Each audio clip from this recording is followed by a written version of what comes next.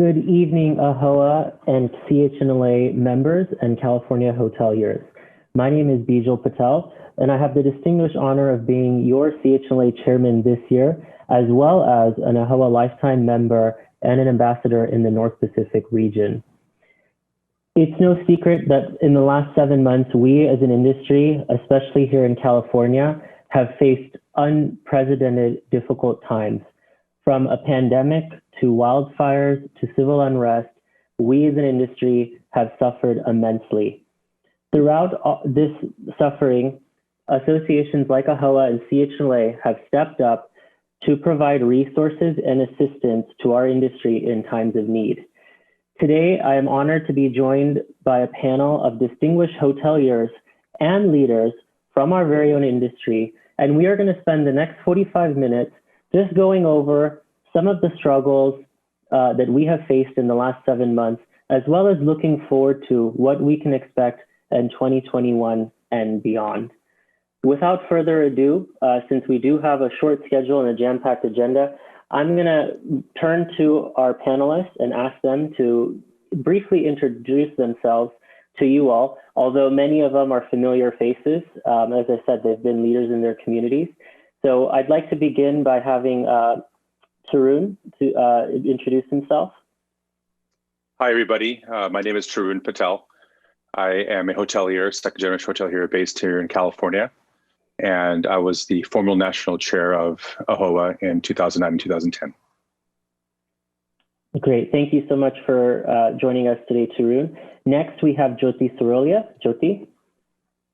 Hi, I'm Jyoti Sarolia. I own and operate our family business. I reside in San Diego, California.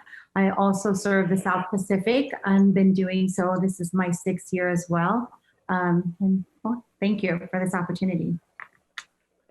Fantastic. And last but not least, we have Darshan Patel joining us today. My name is Darshan Patel. I'm the principal of DPA Attorneys at Law based here in San Diego, California, as well as the CEO of Hotel Investment Group. Fantastic. So as you can see, we have quite the experts assembled here today. And over the next 45 minutes, we have agreed to talk about 5 broad topics.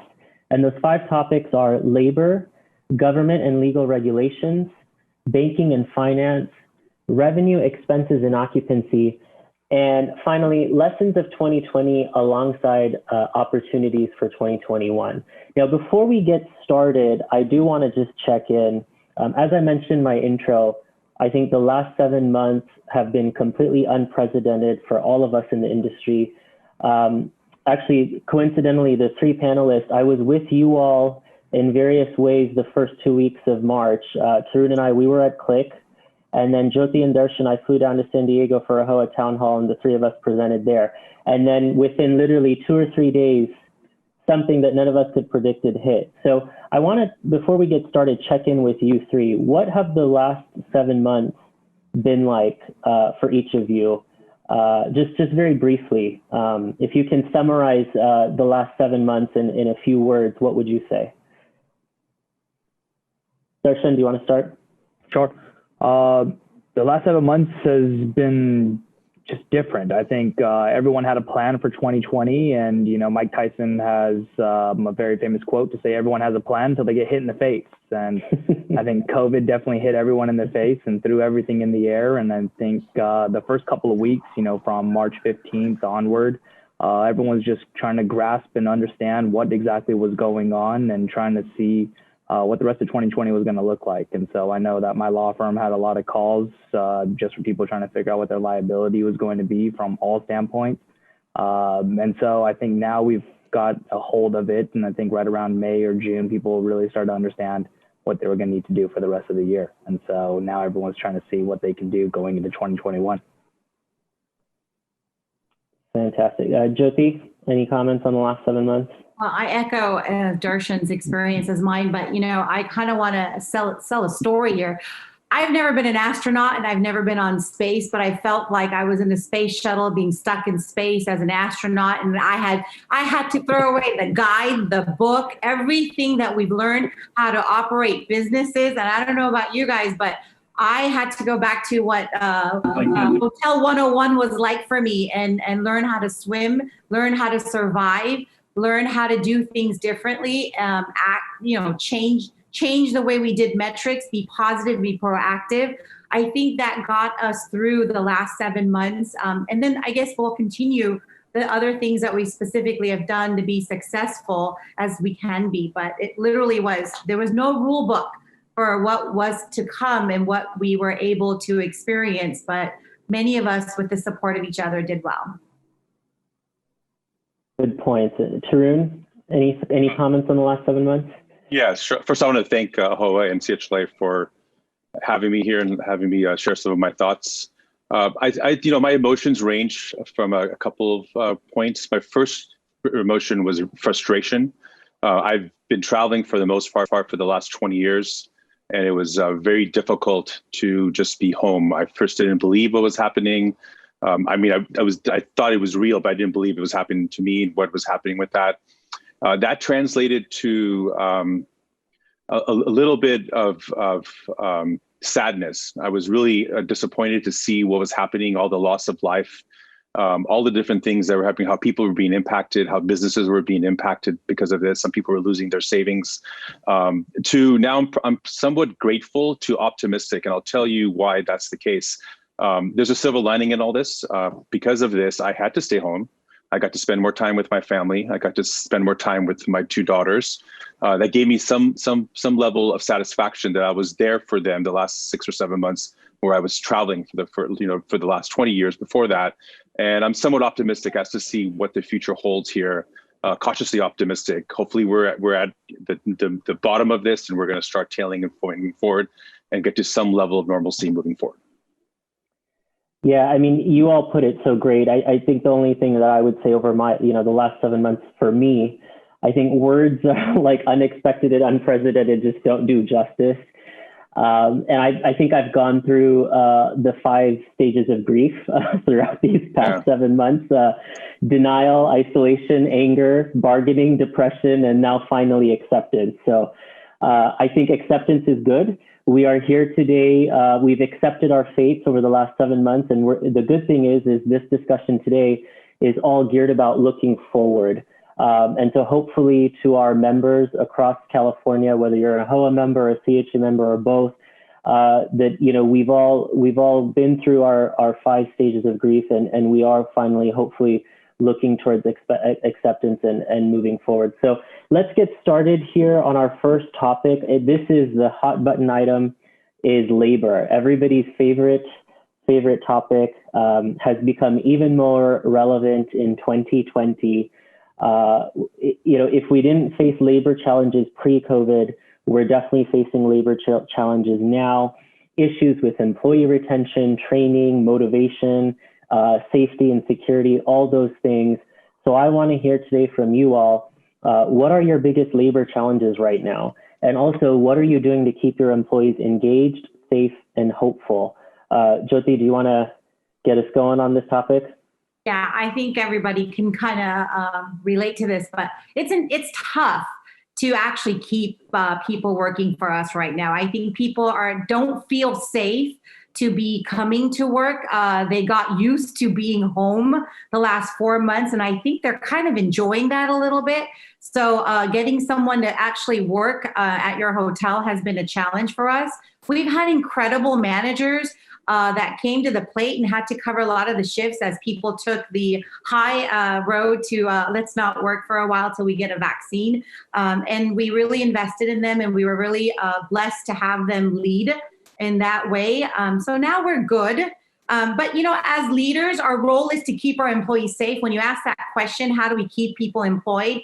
We follow all of the safety protocols that CHLA has shared, AAHOA has shared, AAHOA has shared. We make sure that we follow the protocol, the procedures are set, it's done, instantaneously as the communication comes. And our employees have grown with us as we've changed the way we do business, right? I mean, it went from plexiglass to the 6-foot decal to keeping your lobbies closed. Now let's keep it open, to shut down breakfast. Well, let's open it up again. It's been a whirlwind, to say the least. And I think that when you did that with them, they delivered that much for you, and they're having an opportunity to build new teams too. So challenging, but it's not difficult. Great, great. I love the optimism.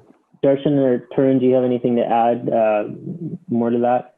Yeah, this is Tarun. I'll just say that we were already challenged before COVID to find quality associates or associates in general in the lodging industry. I think the number nationwide was close to 1 million. And that is actually exacerbated more so here in California because of all the other competing sort of industries we have and the price points that we have.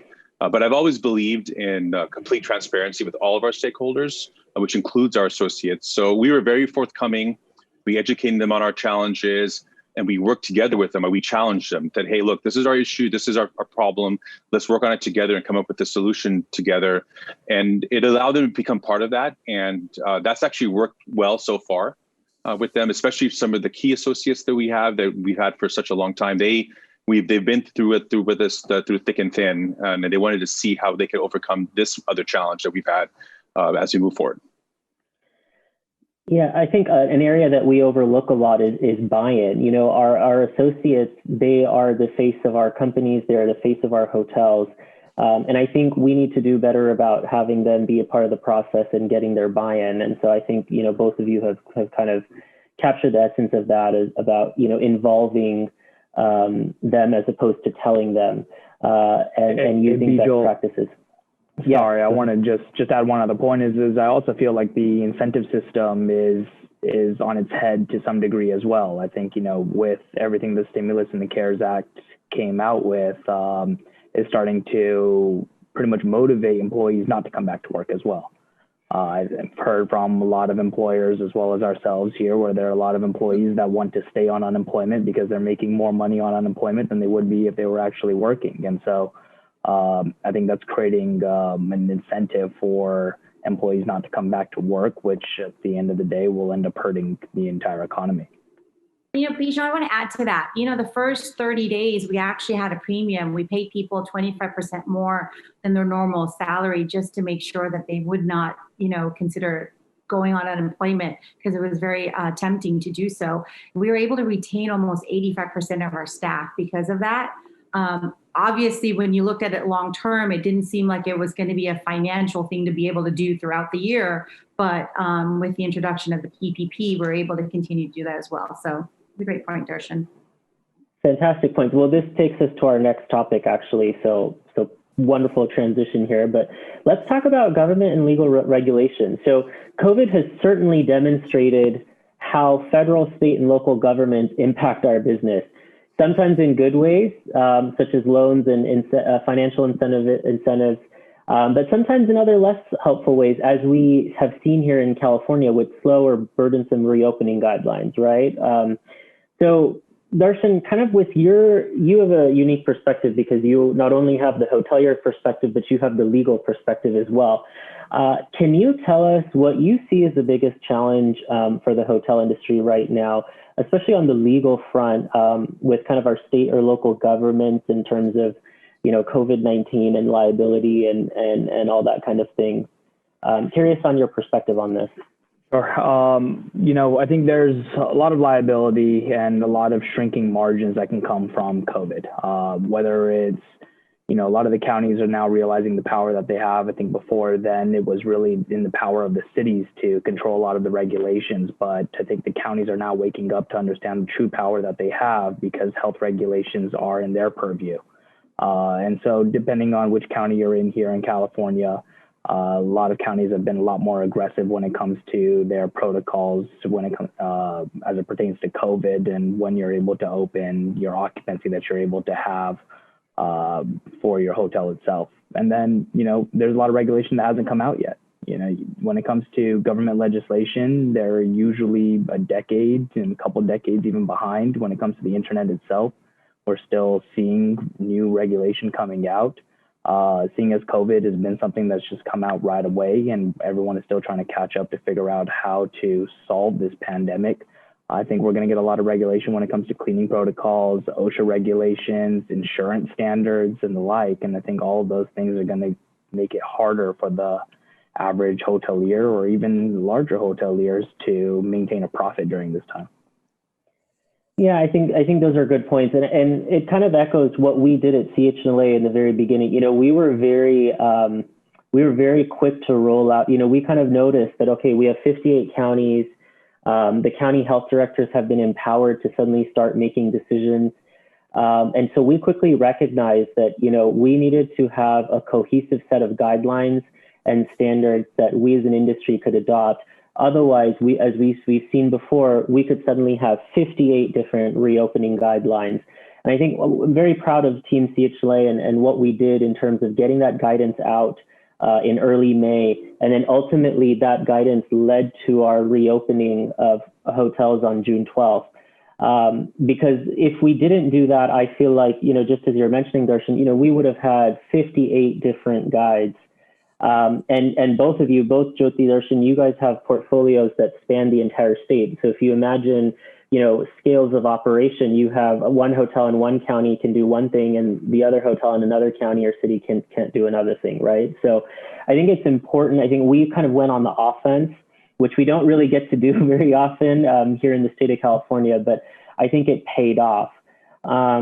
Speaking about government regulations down the line, I mean, this is a voter initiative, but I would be remiss if I didn't have us steer this conversation now to Prop 15. To our listeners, to our members today, if you are not aware of what Prop 15 is, Prop 15 would undo Proposition 13's protections. It would split out commercial real estate under property tax, and it would reassess all current commercial properties over $3 million to current market value. In our analyses on this, we've been engaged with AAHOA, AHLA, CHLA, have all been engaged on this. In our analysis, this is going to impact every asset class across the board. The longer you've held your assets, the more the impact's going to be to you.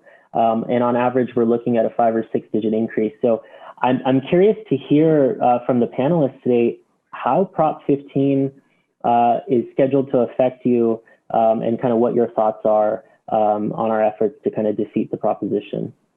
I mean, so just to start off, I'm sure we all have thoughts on this. The plain reality is our expense structures are going to increase, and we need to plan how to deal with that profit shortfall. It's not going to come from anywhere else. Our expense structures are pretty tight as it is here in California because of all the other regulations and things that we have to put in. So we have to figure out how to pass this on. We're going to need to pass it on to our consumers. But these rates are market driven for the most part, where we can't arbitrarily have a rate that's higher than our neighbor. But on one hand, most of the hotels are facing similar structure challenges there as well. So they will end up feeling the same pressure. So they will inherently, we all have to raise our rates. So the net effect at the end of the day is the consumers are going to have to pay more. And that's what's so bad about this is that we're driving revenue for the state, but the consumers are going to have to pay for it because we have a business we have to run that we can't find that to go anywhere else. And so that's why I think this is extremely unfortunate in that sense. The one thing that's that I want to highlight on this, and most of you should know, is that there's different ways to evaluate hotels, and one is a cap rate valuation, and our NOI is going to go down. Not only is our interest costs, our property tax costs, our cash costs are going to go up, our NOIs are going to decrease, and those multiples are going to be off. So we've lost valuation as well every time we went to sell, but we've also now lost that cash flow that's arbitrarily just coming in the next couple of years. Great points. Yeah, and I'll tag on to that as well. And I think for people that have bought their properties here in the last 5, maybe even 10 years, I think there is a chance for them to pass that cost on to the consumer to some degree. But people who have bought their hotels back in the 90s and even in the 2000s, where they bought their hotel maybe for $500,000, $800,000, and now that could easily be valued at $5 million or $8 million, they could see their property tax go up 10 times. And for those people, it's just not feasible. And for those people, I've had calls, throughout the last 3 months of people trying to figure out how they can deal with the situation. And what they're starting to come up with is, we need to sell our property now. And I think we've been seeing over the last number of years, and probably even more so this year, is there's just an outflux of individuals, and especially hoteliers, out of the state of California, and they're moving elsewhere because it's becoming harder and harder to do business here in California. And here's another reason why. So Bijal, here's where it means to me a little bit different, but I agree with both Darshan and Tarun on the valuation of our properties. My family's been in the business since 1952. I don't think we've bought an asset since 2005. We use the CHNLA calculator and determine what the loss would be overall to our NOI. So it's a big, significant change. Where I'm disappointed a lot is not seeing a lot of businesses around us promoting the No on Prop 15, right? I mean, they're not carrying around these little flyers and putting it on things. So what I ask my children is, look, what we do for you guys, our real estate, our asset, our business. It's because we're wanting to, inherit it down to our children. If we want to keep it, we want to sustain it, we want to maintain it, we want to grow, come with me and put these on cars and educate people. Because even the language itself, it says it's generating revenue, right? But there's no accountability of where that revenue is going. When they say it goes to 30% to fund schools, but so did the lottery, so did the gas tax, right? So here's my, this is what our impact. If I started the conversation saying I'm very positive and I'm very proactive, right? I think we have 3 weeks, right, Bijal? And I know you've been grinding on getting money to support, and I'm finally seeing those ads.